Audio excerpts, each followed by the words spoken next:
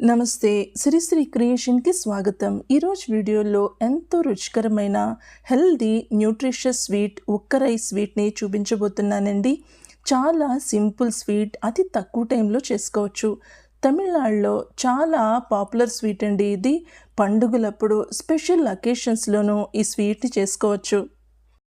ముందుగా స్వీట్ చేయటానికి పెసరపప్పు తీసుకోవాలండి. అరకప్పు పెసరపప్పుని తీసుకున్నాను. గ్రాముల కొలతల్లో 100 గ్రాముల పెసరపప్పుని తీసుకొని తరువాత బెల్లాన్ని తీసుకోవాలి. 1.5 కప్పుల బెల్లాన్ని తీసుకున్నాను. అరకప్ పెసరపప్పుకి 1.5 కప్పుల బెల్లాన్ని తీసుకున్నాను. గ్రాముల కొలతల్లో 250 గ్రాముల బెల్లం.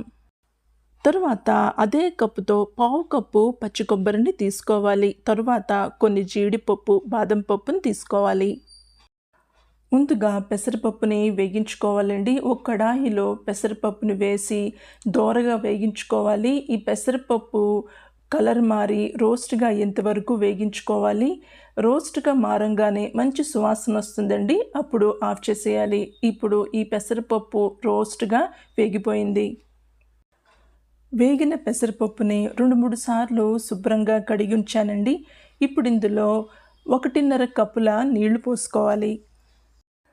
నేను ఈ కడాయిలో పెసరపప్పుని ఉడకపెడుతున్నానండి. మీరు కుక్కర్లో అయినా సరే ఉడకపెట్టచ్చు. ఫ్లేమ్ని మీడియంలో ఉంచి మూత పెట్టేసి మధ్య మధ్యలో మూత తీసి మిక్స్ చేస్తూ ఉడకపెట్టుకోవాలండి. ఈ పెసరపప్పు ఉడికి నెమ్మదిగా దగ్గర పడేంత వరకు ఉడకపెట్టుకోవాలి. కాసేపటికి ఈ పెసరపప్పు ఉడికి దగ్గర పడిందండి. చేత్తో పట్టుకొని చూస్తున్నారు కదా, పెసరపప్పు ఇలాగా పేస్ట్ అయిపోవాలి. ఇప్పుడు ఈ పెసరపప్పుని పక్కన పెట్టుకొని ఉంచుకోవాలి. ఇప్పుడు బెల్లం పాకం తయారు చేసుకోవాలండి. ఒక ప్యాన్లో 1.5 కప్పుల బెల్లాన్ని తీసుకున్నాను. అరకప్పు పెసరపప్పుకి 1.5 కప్పుల బెల్లాన్ని తీసుకున్నాను. గ్రాముల కొలతల్లో 250 గ్రాముల బెల్లం తీసుకున్నాను. ఇప్పుడు ఇందులో అరకప్ నీళ్ళని కలుపుకోవాలి. 1.5 కప్ బెల్లానికి అరకప్ నీళ్ళు పోసుకుంటే సరిపోతుంది. ఇప్పుడు ఫ్లేమ్ని మీడియంలో పెట్టుకొని ఈ బెల్లం కరిగేంత వరకు మిక్స్ చేసుకోవాలి. నేను సువాసన కోసం ఒక యాలక్కాయని వేశానండి. కాసేపటికి ఈ బెల్లం కరిగి పొంగొస్తుంది. బెల్లం కరిగి ఉడికొస్తే చాలండి. 3-5 నిమిషాల సేపు ఉంచితే చాలు. ఇలాగా ఉడుకు పట్టిన తర్వాత ఇప్పుడు నేను ఫ్లేమ్ ఆఫ్ చేసేసి పక్కన పెట్టి ఉంచాను. తర్వాత ఒక ప్యాన్ పెట్టుకొని అందులో ఇప్పుడు 1 టేబుల్ స్పూన్ నెయ్యి వేసుకోవాలి. ఈ నెయ్యిలో కొన్ని డ్రై ఫ్రూట్స్ని వేగించుకోవాలి. ఫ్లేమ్ని లోలో పెట్టి ఈ జీడిపప్పు, బాదం పప్పు రోస్ట్గా మారేంత వరకు వేగించుకోవాలండి. ఇప్పుడు ఇవి వేగిపోయాయి. వీటిని పక్కన పెట్టుకొని ఉంచుకొని అదే ప్యాన్లో ఇంకొక టేబుల్ స్పూన్ నెయ్యి వేస్తున్నాను. నెయ్యి వేసి ఇప్పుడు ఇందులోకి ఒక పావు కప్పు బొంబాయి రవ్వను వేసి వేగించుకోవాలి. ఈ బొంబాయి రవ్వని సన్నటి సెగ మీదే వేగించుకోవాలండి. రోస్ట్గా మారేంత వరకు వేగించుకోవాలి.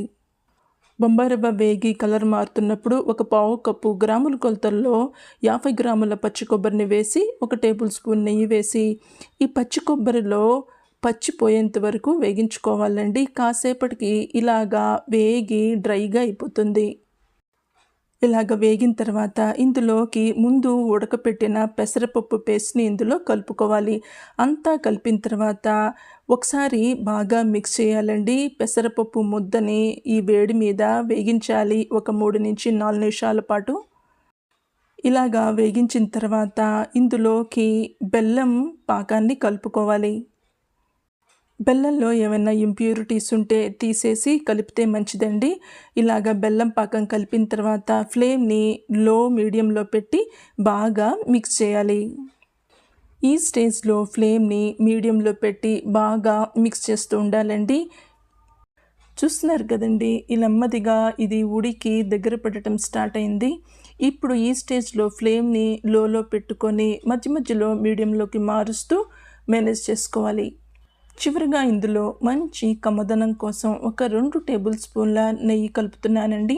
తరువాత సువాసన కోసం 1 టీ స్పూన్ యాలకుల పౌడర్, డ్రై ఫ్రూట్స్ ముందు వేగించిన డ్రై ఫ్రూట్స్ని వేసి మిక్స్ చేసుకోవాలి. డ్రై ఫ్రూట్స్ వేసిన తర్వాత బాగా మిక్స్ చేసుకోవాలి. చివరి స్టేజ్, ఈ స్టేజ్లో ఫ్లేమ్ని పూర్తిగా లోలో పెట్టేయాలి. చూస్తున్నారు కదండి, ప్యాన్ నుంచి ఇలాగా సెపరేట్ అయిపోయి వస్తే గనక స్వీట్ రెడీ అయిపోయినట్టే. చాలా సులభంగా అతి తక్కువ టైంలో అయిపోతుందండి ఈ ఉక్కరై స్వీట్. తమిళనాడులో ఈ ఉక్కరై స్వీట్ చాలా పాపులర్. తప్పకుండా ఈ రెసిపీ మీకు నచ్చితే కనుక ట్రై చేయండి. ఈ రెసిపీ వీడియో మీకు నచ్చితే ఛానల్ని లైక్ చేయటం మర్చిపోవద్దు. మీ ఫ్యామిలీకి కానీ ఫ్రెండ్స్కి కానీ షేర్ చేయండి. సబ్స్క్రైబ్ చేసుకోవటం మర్చిపోవద్దు. మళ్ళీ ఇంకొక వీడియోతో మేము ముందుంటాం. అంతవరకు సెలవు. నమస్కారం.